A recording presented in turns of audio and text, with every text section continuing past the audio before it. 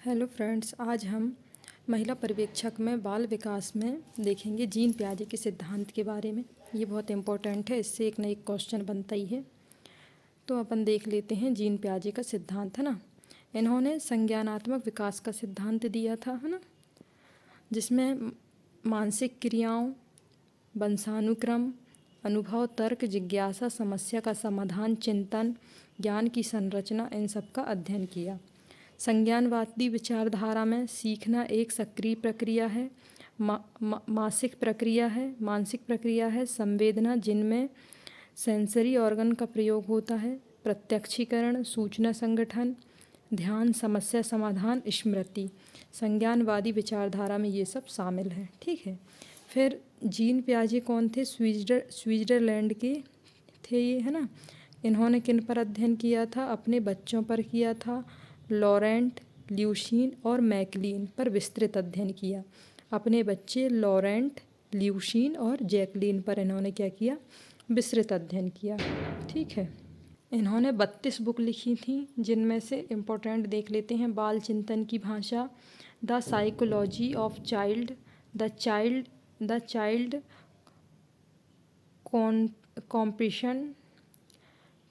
Compassion of the world, language and tough of the child, है ना, thought of the child. तो बालक नन्हा वैज्ञानिक नाम दिया है इन्होंने। बालक अपने ज्ञान का निर्माण वातावरण में अंतःक्रिया करते हुए स्वयं करता है। चिंतन का विकास पहले होता है, भाषा विकास से पहले, है ना।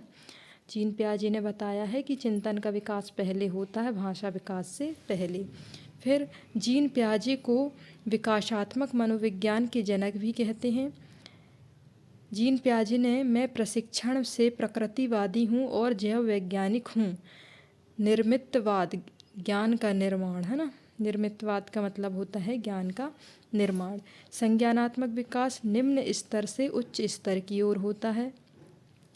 यहाँ पे एक शब्द आता है स्कीमा। स्कीमा का मतलब होता है ज्ञान की संरचना। जब कोई बालक किसी टॉपिक के बारे में अपने मस्तिष्क यानी ब्रेन में जो ज्ञान की संरचना को निर्मित करता है, ऐसी मानसिक संरचना जिसका सामान्यीकरण किया जा सके, उसको बोला जाता है स्कीमा, है ना, ज्ञान की संरचना। जीववाद क्या होता है? 3 से 5 वर्ष के निर्जीव वस्तुओं में सजीवता के गुणों को देखना ही जीववाद कहलाता है। फिर स्वकेंद्रित क्या होता है? स्वकेंद्रित का मतलब होता है जो 3 से 5 वर्ष के बच्चे होते हैं, बालक की क्रियाएं स्वयं के स्वार्थ से जुड़ी होती हैं। स्वकेंद्रित भाषा स्वयं से की जाने वाली वार्तालाप, है ना, जो वार्ता होती है वो स्वकेंद्रित भाषा होती है। फिर आता है संज्ञानात्मक विकास। ये 2 तरह का होता है, एक संगठन में रह के, एक अनुकूलन से, है ना। संगठन का मतलब होता है व्यक्ति के मस्तिष्क में निर्मित ज्ञान यानी कि जो स्कीमा होता है, निर्मित ज्ञान को जब पुनः व्यवस्थित किया जाता है। और अनुकूलन यानी आत्मसातीकरण और संयोजन से होता है। आत्मसातीकरण यानी नवीन ज्ञान को ब्रेन में आत्मसात करना, और समायोजन यानी विशिष्टीकरण करना, है ना। समायोजन का मतलब होता है पूर्व ज्ञान में संशोधन करके नए ज्ञान को जोड़ना, ये होता है समायोजन। और विशिष्टीकरण का मतलब होता है जब व्यक्ति ज्ञान को धारण करके उसे विस्तृत करता है, उसी को विशिष्टीकरण कहते हैं। अनुकूलन का मतलब होता है पूर्व ज्ञान व नवीन ज्ञान के मध्य संतुलन, ये कहलाता है अनुकूलन। अब यहाँ जीन पियाजे ने संज्ञानात्मक विकास को 4 भागों में बांटा है, जिसमें पहला आता है संवेदी गामक अवस्था, जो जन्म से लेके 2 वर्ष तक होती है। फिर आती है पूर्व संक्रियात्मक अवस्था, जो 2 से 7 वर्ष तक होती है। तीसरी है मूर्त संक्रियात्मक अवस्था, जो 7 से 11 वर्ष तक होती है। चौथी है अमूर्त संक्रियात्मक अवस्था, जो 12 से 15 वर्ष तक रहती है ना। इसी को औपचारिक किशोर अवस्था भी बोला जाता है। तो आइए हम पहली अवस्था देखते हैं, संवेदी गामक अवस्था, जिसको सेंसरी मोटर स्टेज बोला जाता है। ये कब से कब तक रहती है? जन्म से 2 वर्ष तक, मतलब शैशवावस्था में। बालक संवेदी अंगों की सहायता से स्कीमा का निर्माण करता है। स्कीमा का मतलब अब भी बताएं हमने, स्कीमा का मतलब ज्ञान की संरचना का निर्माण करता है, ठीक है। बालक गामक क्रियाएं जैसे हाथ पैर करते हुए ज्ञान का निर्माण करता है। बालक में वस्तु स्थायित्व का गुण निर्मित होता है। माता पिता अभिभावक शिशु से अनुकरण करना सीखता है ना। शिशु जो होता है माता पिता अभिभावक से अनुकरण मतलब नकल करना सीखता है। इस समय शिशु में सर्वाधिक उत्तेजना पाई जाती है। किस समय? संवेदी गामक अवस्था में, है ना। फिर संवेदी गामक अवस्था 6 उप अवस्थाओं में बटी है।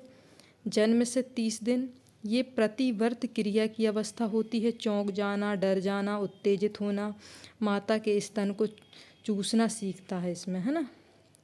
किसमें? जन्म से लेकर 30 दिन में। इसको प्रतिवर्त क्रिया की अवस्था बोला जाता है। फिर है प्राइमरी सर्कुलर एक्शन स्टेज, प्रमुख प्रतिक्रियाओं की अवस्था। ये 30 दिन से 120 दिन यानी कि 4 माह की होती है। शिशु क्रियाओं को दोहराता है, जैसे घुंघरू पीपी की आवाज़ सुनकर उसे दोहराने का प्रयास करता है। अंगूठा चूसना प्रारंभ कर देता है ना। फिर आती है तीसरी अवस्था, गौण वृत्तीय प्रतिक्रिया की अवस्था, मतलब stage of sensory secondary circular stage. ये होती है 4 से 8 माह तक। बालक घुंघरू बजने का कारण जानने के लिए उससे उलट पुलट कर देखता है ना। बालक यह समझने लगता है कि यह घुंघरू है और यह बजता है। ये होती है सेकेंडरी सर्कुलर स्टेज। फिर आती है गौण स्कीमाटा में समन्वय की अवस्था, मतलब stage of coordination of secondary stage. ये होती है 8 से 12 माह की। अनुकरण द्वारा सीखना प्रारंभ करता है, जैसे माता पिता द्वारा पापा शब्द का अनुकरण बालक करता है। माता द्वारा हाथ हिलाने पर शिशु भी हाथ हिलाता है। ठीक है। फिर आती है तृतीय प्रतिक्रिया की अवस्था, टेंट्री सर्कुलर रिएक्शन स्टेज। ये होती है 12 से 18 माह तक। बालक में भाषा का अर्जन प्रारंभ हो जाता है, जिससे उसमें उत्साह देखने को मिलता है। बालक शब्दों को दोहराता है ना।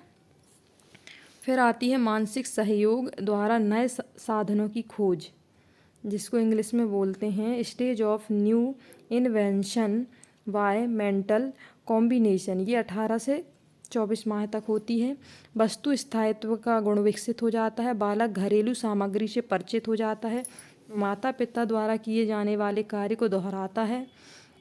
बालक समय विषय वस्तु के बारे में पूर्ण अनुमान लगाने की सीमित योग्यता का विकास कर लेता है। ठीक है, ये हो गई हमारी सभी संवेदी गामक अवस्थाएं, है ना। अब दूसरी है पूर्व संक्रियात्मक अवस्था, है ना, प्री ऑपरेशनल स्टेज। ये 2 से 7 वर्ष तक होती है, जिसको पूर्व बाल्यावस्था भी बोला जाता है। इसकी विशेषता है इसमें बालक में जीववाद का गुण विकसित होता है। आत्मकेंद्रिकता यानी कि बच्चा स्वयं से बात करता है। बालक का व्यवहार स्वयं के स्वार्थ से प्रेरित होता है, जैसे को तैसा, है ना। बालक में इरिवेशनेबिलिटी यानी कि अपलट वाली अवस्था होती है। कार्य व कारण में संबंध स्थापित नहीं कर पाता। फिर आती है पूर्व संक्रियात्मक अवस्था। इसकी क्या है, 2 उप अवस्थाएँ हैं। जो अभी हमने पढ़े उसकी 2 उप अवस्थाएँ हैं। पहली है पूर्व समस्यात्मक अवस्था। ये 2 से 4 वर्ष तक होती है। भाषा विकास, इसमें शब्दों का अर्जन करता है, जटिल वाक्य बनाना प्रारंभ कर देता है। जीववाद का गुण होता है, आत्मकेंद्रिकता का गुण होता है, अनुकरण करना सीखता है, क्या क्यों कैसे प्रश्न करेंगे। बच्चों को साधारण समस्या की अभिव्यक्ति के लिए प्रयोग करता है ना, शब्दों को। फिर दूसरी आती है अंतःदर्शी अंतःप्रज्ञ काल। ये 4 से 7 वर्ष तक का होता है। इसमें बालक विद्यालय में प्रवेश कर पाता है, गिनती अक्षर सीखता है, बिना तर्क के बातों को स्वीकार करता है। बालक जोड़ घटाव सीखता है, इसे पीछे का नियम नहीं है ना, इसका पीछे का नियम नहीं है। और क्या होता है इसमें, बालक के विचारों में अविलोमिता पाई जाती है। अगर बालक को किसी विषय में विचारों को पलटकर प्रस्तुत किया जाए तो बालक उत्तर नहीं दे पाता, है ना। तो ये अंतःदर्शी अवस्था होती है। फिर तीसरी हमारी अवस्था है मूर्त संक्रियात्मक अवस्था, कॉन्क्रिएट ऑपरेशनल स्टेज, है ना। ये होती है 7 से 11 वर्ष तक। ये उत्तर बाल्यावस्था होती है। घटना के बारे में चिंतन प्रारंभ कर देता है। एपिसोडिक थिंकिंग होती है ना। संरक्षण का गुण होता है। कन्वर्जेशन का संप्रदाय का विकास हो जाता है। जैसे बालक में मुद्रा का मूल्य की पहचान, समय की पहचान, दिन दिनांक वर्ष की पहचान होने लगती है। उत्क्रमणशीलता यानी पलट वाली अवस्था होती है। मतलब कि ये जो होता है वो जोड़ घटाना और जो रासायनिक क्रियाएं होती हैं उसको सुलझाना सीख जाता है। बालक मूर्त वस्तुओं में तुलना करना सीख पाता है, सही व गलत में तुलना करना सीख जाता है ना। फिर आगमनात्मक चिंतन, अर्थ मतलब उदाहरण, नियम, ये सब सीख जाता है ना। प्रिंसिपल वगैरह, बॉड मास, जोड़ना घटाना, गुणा भाग, ये सभी सीख लेता है। फिर अगली स्टेज है अमूर्त संक्रियात्मक अवस्था, है ना। ये 11 से 15 वर्ष तक होती है। इसको किशोर अवस्था भी बोला जाता है। विशेषताएं क्या हैं इसकी? निगमनात्मक चिंतन, नियम, उदाहरण, सिद्धांत, ये सब आने लगते हैं। परिकल्पनात्मक चिंतन, कल्पनात्मक शक्ति, अमूर्त चिंतन, दिवा स्वप्न, ये सब आ जाता है। बालक कवि निरीक्षण शक्ति, मानसिक योग्यता के द्वारा समस्या को सॉल्व करना सीख जाता है। तो ये रहे हमारे जीन पियाजे के सिद्धांत में सारे विस्तार से जिनको आज हमने देखा। तो वीडियो को पूरा देखिएगा। Thanks for watching.